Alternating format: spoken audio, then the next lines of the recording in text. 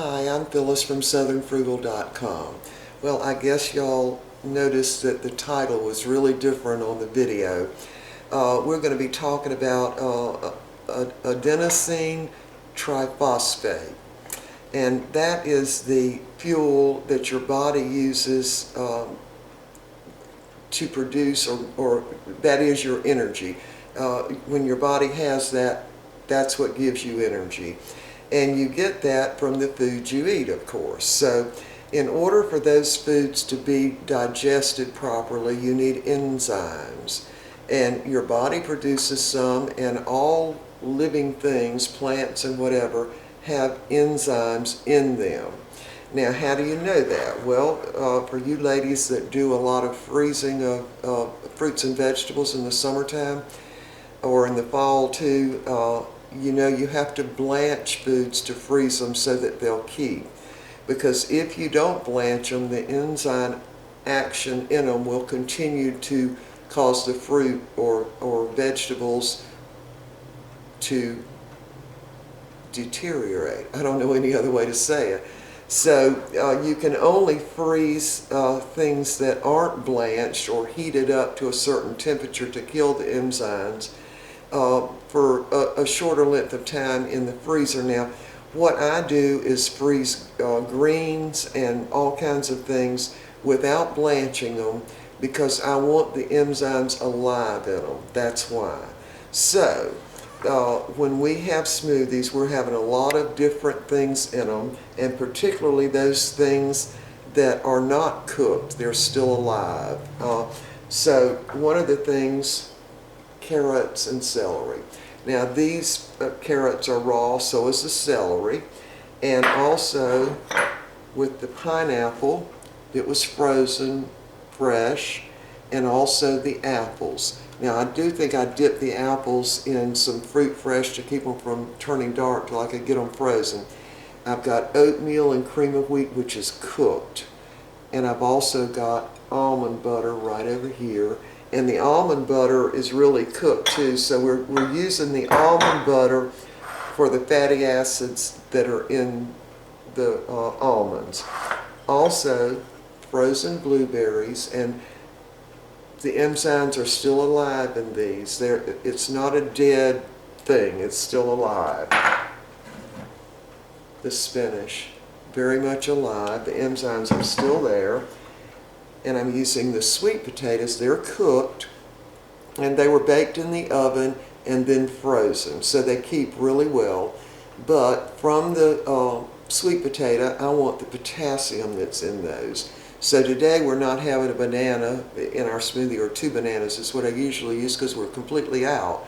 So my substitute is sweet potatoes because of the potassium they contain. Now, if you bake them in the oven, the potassium's going to stay in them. If you boil them in water, a lot of it's going to cook out, even though I prefer sweet potatoes cooked in water. I just think they're better. But you lose a lot of your potassium in the water they were boiled in. So, as a result, I bake the sweet potatoes. Now, the raw foods that we eat, we do it for just one reason, because of the live enzymes in there. Now, science doesn't know everything, y'all. All you can do is really go by how you feel. So what happened with us, as soon as we started doing the smoothies, even before we were doing green smoothies, we were doing live fruits and vegetables in the smoothies, and we started feeling better. But what really bumped it up a notch is when we started doing green smoothies. So we've been doing them ever since. So my opinion of all this is, the more live fruits and vegetables you can get in your smoothie in the morning, the better. And I think the proof is always in the pudding. How do you feel? That's how you know. How do you feel? Now, we started feeling better immediately. It just happened right away. And right now, I don't really know what it feels like to feel the way I used to feel, because I'm not a morning person. But when I have a smoothie, about 30 minutes later, I start feeling like $1,000,000. I just feel good. And we also have done a lot more since we've been having the green smoothies, because we've got a lot more energy. We've also got good mental attitudes. That, I don't know how that all works, but that's what happens too. So you can think clearer, I think. So anyway, and I might add that I'm 70 years old now, and Mr. Bucky is 76, and I dare say we could work even stride with a 20-year-old at this point. I think we could. So some kind of big change has taken place. It's real obvious that has happened. And anyway, to further make my point, there are a lot of fruits particularly that have a lot of strong enzymes in them. And one of those fruits is pineapple. Now, I ask y'all to think about this. Another one would be apples. So pineapple that's what they use to make meat tenderizer. That's what they use, pineapple. So if you took a raw piece of pineapple and say a really tough steak, and you just clamp them together, or put them together, and maybe put them in, of course, put them in the refrigerator, within a few hours you're going to see a change in that meat. You are. And if you leave it on there long enough, it will just dissolve it. I'm talking 2 or 3 days. The pineapple enzymes will actually dissolve the connecting tissue in the meat, which is exactly why we use it to tenderize meat. Another one, I think I've got this name right, papain, let me see if I've got a note on that. Papain, yeah, Papaine. And that's made from papaya. That's also a meat tenderizer. So, now, when you eat fresh stuff, when you eat anything and you swallow it, it goes into your stomach. If it's something that has some bulk to it, like say you ate an apple, you chewed it up best you could, and you swallow it, the little flap in your stomach, now, not everybody's flap from their esophagus to their stomach quite works right, which is why older folks get heartburn, because it kind of comes back up, some of the acids in your stomach. But when you eat and you've swallowed, that little flap closes to keep that stuff and the stomach acid in your stomach. The other little flap that closes is the one that's on the other side of your stomach that empties into your small intestines. So that's to keep that in your stomach so your stomach acids can break it down into smaller little pieces. Once your stomach has done that, then it opens back up that little flap that goes to your small intestines, and in the first part of your small intestines is where you absorb most of your nutrients. It happens all the way through, but the biggest part's done in the first part of your small intestines. So, when you have a smoothie, and assuming you have a Vitamix or a blender, you ground it all up, and it's liquid. When you drink it, it just keeps going. There is no need for it to stop and let your stomach break it down into smaller pieces, because it's already broke down. So it goes from your stomach right on into your small intestines. The same thing happens if you drink water. And I'll tell you how you can tell this. If you say you'd been outside working or jogging or something in the summertime, you were real hot, and you came in and you got a big glass of ice water. All right, and I say ice water because that's what you can feel. So you drink the ice water, you can feel it go all the way down, hit your stomach, go over to the right, and then you can feel it along your belly button. Guess what? That's the very first part of your small intestines, because that flap that goes into your small intestines doesn't close when you have liquid. So this is why smoothies are good. Everything goes right on and you start digesting it immediately, which is why when we have our smoothies in the morning, 30 minutes later, you get all this surge of energy. So you definitely can feel it. Your body can tell you what's going on. It really can. So I read somewhere that they said that the digestive system is as smart as the brain. It knows what to release to get this digested and that digested. Well, I've also read that people that are not proponents of raw diets or raw food really, they think everything needs to be cooked, think that it doesn't change anything if you cook something. I think it does. And I think that because of my own experience with what happens when you eat raw and when you eat cooked. And another good example of that would be collard greens. Whoever dreamed you could grind up collard greens in the Vitamix, put it in smoothies, drink it, and you wouldn't get an upset stomach or intestinal and have some other kind of little problem? But that's what happens. Somehow or other, there are enough enzymes there to digest that, and you don't have any intestinal distress, or we don't. And of course, me and Mr. Bucky are totally different. My digestion, I think, is a lot faster than his, but neither one of us have any problem with that. But with the cooked greens, I mean, you end up going to the bathroom a lot when you do if you eat a lot of them. So, and of course, it's good to have your intestines cleaned out. It is, it's good. But it's interesting that the different ways that we digest stuff. Now, in my case, I don't digest carrots very well. I'm not sure why, but I just don't if they're cooked. If they're raw like this, no problem. I digest them perfectly. So that conclusion for me is that there are enzymes in there that help the digestion. That's what I think. So we strive to do as many raw things as we can. Now, you have to keep a good balance. I actually cook my almonds in the oven. I roast them a little bit, and I do it mainly to make sure there's no bacteria there, because they go through people picking it, then packing, and I know that California requires that they be pasteurized, so they put some heat to them anyway. Not just California, I think it's everywhere they require that now, because some people got sick from eating raw almonds.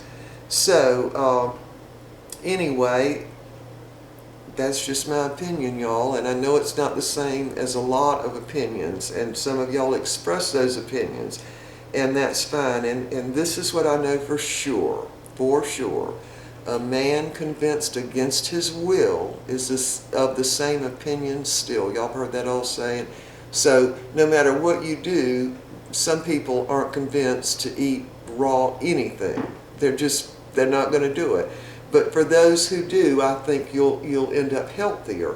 And I think that Mr. Bucky and I are very good examples of that. And we've only been doing this with the greens a little over a year, but I would say we've been doing regular smoothies now for 2.5, maybe 3 years, and did them off and on for many years just because they were good. So then the next thing, another just example I wanted to use was to do with the orange juice. If I drink orange juice from the store, and I'm talking the fresh squeezed kind even, it makes my stomach start hurting every time, and I don't hardly ever drink that kind of orange juice. But if I do, I never remember it makes my stomach hurt until I've already drank it, and then my stomach starts hurting. When I do fresh orange juice that I've squeezed or somebody else has squeezed right out of the orange, it never ever hurts my stomach. Now, that tells you something right there. One thing of orange juice has got the live enzymes still in it, and one does not, because it's pasteurized, because they would never sell juice in the store that was not pasteurized. Somebody might get sick, right? So there you have it. Anyway, so we're going to do a smoothie this morning, and all I'm doing is stating how I feel about it, to do with eating stuff that's raw, and the other thing is on the amount. Now, I've never checked the calories in our smoothies because I don't really care how many calories are in it, because we're having the smoothies in the morning, the first part of the day, and we are going to work off those calories during the day for sure. And then we usually have another big meal, what I call a big meal, a well-balanced meal, and then the third meal would just be some kind of snack. Sometimes it's just cereal. So anyway, I hope that sort of tells y'all, do your own research. That's really what I'm saying. Do some research on it, and I think you'll come to the same conclusion we did. Raw is better. If you can do raw, you're going to be good. And you're going to notice right away the difference in the way you feel. It'll be right away. So anyway, we're going to go ahead with the smoothie this morning. We've got organic baby spinach. And I'm going to go ahead and put the carrots and the celery in. So those things are all raw. In fact, why don't we put the raw things in first? The blueberries are just frozen. They're not blanched or anything, so we'll put those in. And the apples were never heated, so that means the enzymes are still in there. The pineapple was never heated, because heat is what destroys enzymes. You have to get enzymes, you have to get whatever it is up to a certain temperature. All right, so there's the pineapple. Now, the last three things are the almond butter, which is right here, the cream of wheat and oatmeal, just cooked in water and then frozen, and the sweet potatoes. So these last three, everything that's in there up to this point it's got live enzymes in it. It does. And these last three things have been cooked. So the purpose for those is on the almonds would be the good fat that's in almonds, and some minerals are in there too. And the same thing for the cream of wheat and oatmeal, that's the whole grain. And there you have it. All right. Now, to give us additional protein in the morning, 2 tablespoons of peanut butter equals 7 grams of protein. So what I'm going to do is try my best to get 4 tablespoons of peanut butter in there. That's probably about 3. There you go. Now I'm also making some overage this morning because I want to be able to freeze some of this, because we're going to be real busy the next really few days. I've got to go to the farmer's market, I need to go to Whole Foods market and that kind of thing. So, all right, we're going to grind this up now. I'm going to put probably 1.5 cups of water. This is a 2-cup measure, so we're probably going to put 1.5 cups to start. Now I want it thin enough that it becomes a liquid, that we're drinking it, not so thick that it becomes like a whole food. All right, so I'm going to cut this off while we grind this up, and we'll be right back. All right, that took about 45 seconds to get that all ground up, and I did taste of it already. It tastes like peanut butter, which is fine, but we've got a dark color this morning, and that's a good thing. The darker, the better. Pushing that Vitamix back, and we've got enough to freeze because tomorrow, I'm not sure, but I think we might be going to Whole Foods Market and the Farmer's Market tomorrow. So I want to have a smoothie, but I don't have to do anything. All I have to do is thaw it out. And all I do is freeze this overage and then dump them out of the ice trays and put them in a plastic bag, and then that way I put the plastic bag down in a bowl of warm water when I first get up, and in no time it'll be all thawed out. All right, here we go, another big taste. See how dark that is? And it's delicious. I can taste the pineapple a little bit, can't taste the blueberries at all, and I can taste the peanut butter. I certainly can't taste the carrot, but it has ground up to a pulp, y'all, for easy digestion. All right, if y'all have any questions or you have comments and have a different opinion than mine, put your statements below. I'd love to read them. All right, we will see y'all next time.